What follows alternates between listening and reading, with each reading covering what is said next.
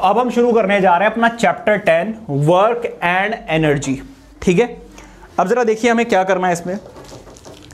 भाई अगर हम डेली लाइफ की बात करें तो वर्क क्या होता है, वर्क एंड एनर्जी हम डेली लाइफ में बहुत यूज करते हैं कि भाई आज बहुत वर्क करा है ना, आज हमारी एनर्जी बहुत ज़्यादा डाउन हो गई है ना।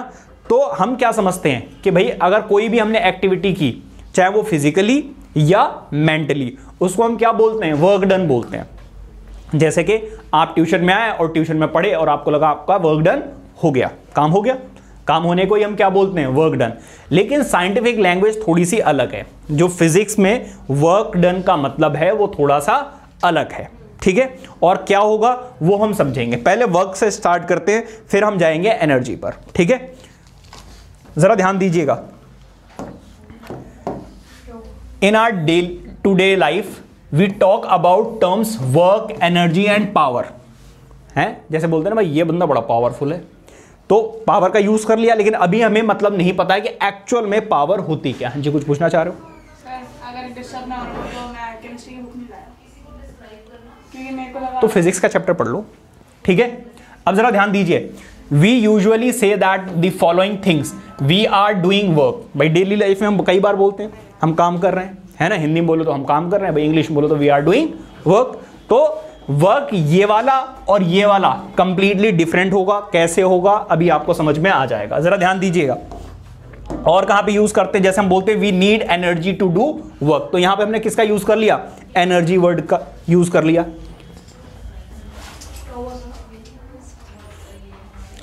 He is a powerful man and so on. तो इस तरीके के वर्ड वर्क, एनर्जी और पावर, इन वर्ड्स का हम डायरेक्टली या इनडायरेक्टली डेली लाइफ में यूज करते रहते हैं। बट इनका फॉर्मूला क्या होगा, कैसे कैलकुलेट करेंगे, फिजिक्स में क्या होता है वो हम समझेंगे। जैसे कि in our daily life any physical और mental activity is termed as work done. तो हम डेली लाइफ में जो भी मेंटली कोई काम कर रहे हैं, जैसे बुक पढ़ रहे हैं, हमने बोला भाई हमने काम खत्म कर दिया, वर्क डन हो गया, है ना। या फिर आप कोई खेल खेल रहे हो या कुछ भी कर रहे हो, उसमें भी हम क्या बोलते हैं भाई वर्क डन, मतलब काम हो गया, सिट प्रॉपर्ली।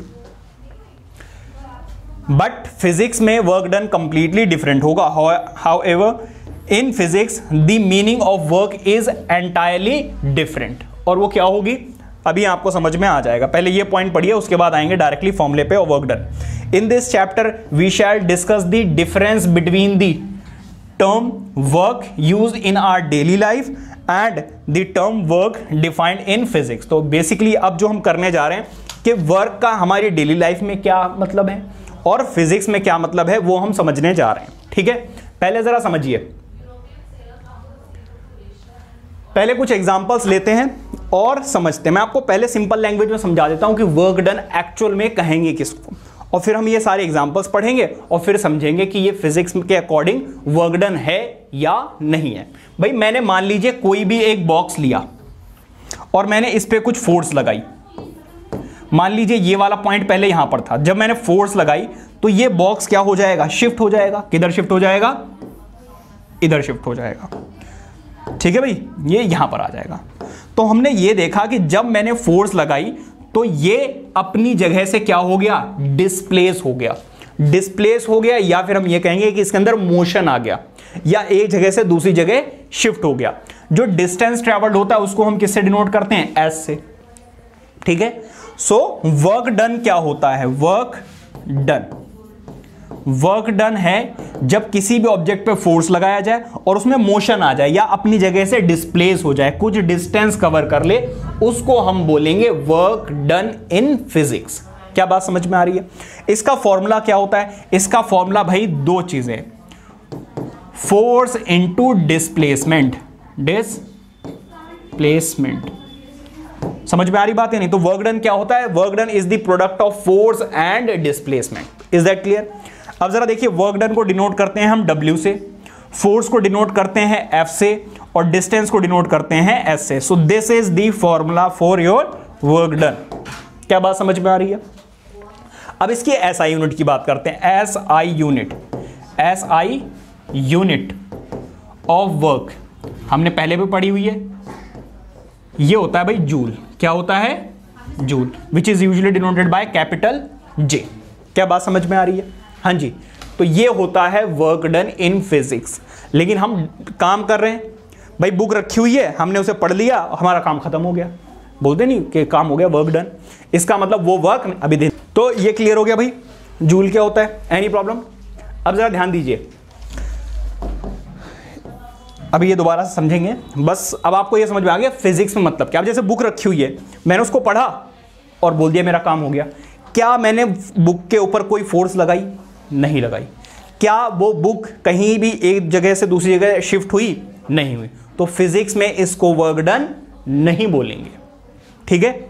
हाँ जी, लेकिन पढ़ने के लिए पेज तो पढ़ते पेज पढ़ने के बाद मैं बुक की बात कर रहा हूँ, सामने रखी हुई, उसे पढ़ लिया आपने, ठीक है? अब जैसे मान लो ये दीवार है, इसको मैंने तोड़ने के लिए बोला भाई, मैंने लेबर को बुलाया और मैंने कहा भाई इस दीवार को तोड़ना है, ठीक है? और ये दीवार जो है वो अंबुजा सीमेंट की बनी हुई है। अब वो पूरे दिन लगा रहा भाई, तोड़ता रहा, इसको तोड़ता रहा, टूटी नहीं। अब मैं आया भाई ऑफिस से शाम को घर पे, मैंने कहा भाई दीवार तो तूने तोड़ी नहीं। वो कह रहा सर भाई हम तो तोड़ते रहे, पूरी एनर्जी लगा दी, पूरी मेहनत की मैंने, देख लो पसीने में हूं पूरा मैं, लेकिन ये दीवार नहीं टूटी। क्या मैं उसको पैसे दूंगा? क्यों? क्योंकि मेरे अकॉर्डिंग फिजिक्स क्या कहती है, जब आप फोर्स लगाओगे तो उसमें डिस्प्लेसमेंट होगा, तो कुछ तो थोड़ा बहुत टूटता, लेकिन ये अंबुजा सीमेंट की बनी हुई थी। तो इसको फिजिक्स में वर्क डन नहीं माना जाएगा। क्यों? क्योंकि यहां पर डिस्प्लेसमेंट क्या है? जीरो। और अभी जो मैंने आपको फॉर्मूला बताया है वो बताया भाई work done is equals to force into displacement. यहां पर फोर्स तो लगाई गई लेकिन डिस्प्लेसमेंट क्या है? जीरो। इसका मतलब वर्क डन क्या हो गया? जीरो। क्या बात समझ में आ रही है? तो फिजिक्स के अकॉर्डिंग ये कोई भी वर्क डन नहीं हुआ। एक बॉक्स रखा हुआ है, इस पे इधर से भी फोर्स लग रही है 10 न्यूटन, इधर से भी लग रही है 10 न्यूटन, बट अपोजिट डायरेक्शन में। क्या ये लड़का यहां पे कोई भी जो लगा हुआ है यहां पे फोर्स लगा रहा है, क्या ये फोर्स नहीं लगा रहा? क्या ये मेहनत नहीं कर रहा है? क्या ये काम नहीं कर रहा है? बिल्कुल कर रहा है। लेकिन फिजिक्स की लैंग्वेज में यहां पर वर्क डन नहीं हुआ। क्यों? क्योंकि डिस्प्लेसमेंट नहीं हुई। क्या बात समझ में आ रही है? तो फिजिक्स में वर्क डन का मतलब अलग है थोड़ा सा।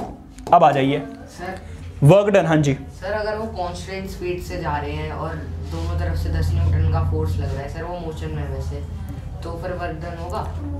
नहीं, तो रिजल्टेंट फोर्स जीरो हो गई फिर तो सर, तो वो भी डिस्प्लेसमेंट तो अच्छा सर, फोर्स जीरो हो गया। अब जरा ध्यान दीजिए, वर्क इज डन कब बोला जाएगा? When a box is dragged on the floor from one position to another. मतलब एक बॉक्स रखा हुआ था, उसको आपने धक्का दिया, वो एक जगह से दूसरी जगह शिफ्ट हो गया, तो इसको हम क्या बोलेंगे? वर्क डन बोलेंगे, ठीक है?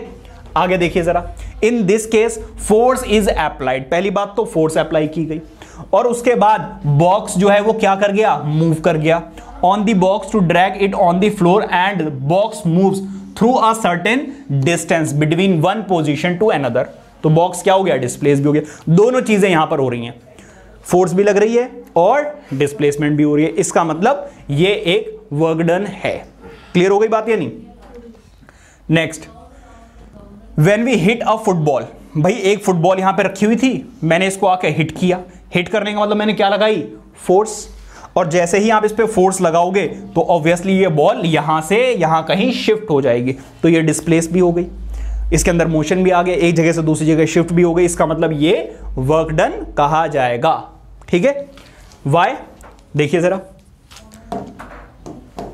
इन this case when we hit the football force is applied on the football. पहली बात तो फोर्स लगा दी गई and the ball football travels a certain distance before landing on the ground. अब बॉल अगर आपने ऐसे हिट किया एंगल से तो ऊपर से जाके गिरेगी, तब भी उसने कुछ ना कुछ डिस्प्लेसमेंट करी है, और अगर आप स्ट्रेट हिट करोगे तब भी वो डिस्प्लेस करेगा। क्या बात समझ में आ रही है?